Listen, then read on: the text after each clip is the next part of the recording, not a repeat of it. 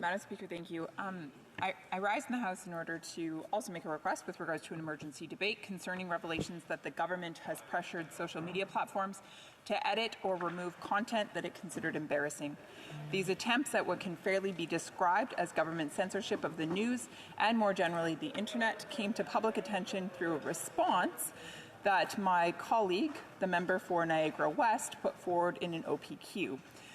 The response, which has been tabled in this House of Commons, reveals that the government pressured social media platforms a total of 214 times over a 24-month time period, and that this pressure was applied simply because the government did not want this information made public or felt embarrassed by this information.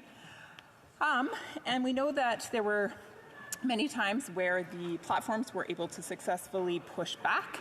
However, we also know that with Bill C-11, currently in the Senate, and if it should pass, we know that it will actually legislate the government's ability to engage in this type of censorship going forward.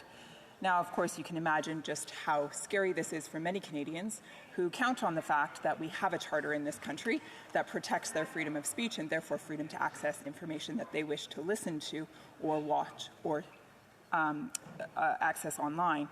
And so given that we have now seen that it came to light that the government applied pressure 214 times, we would ask that this House be able to engage in a debate with regards to this important matter.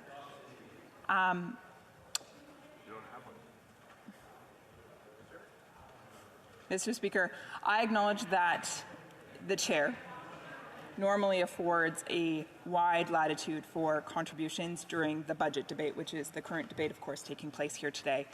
And therefore, I recognize that this type of request might not be normally granted under the emergency debate opportunity.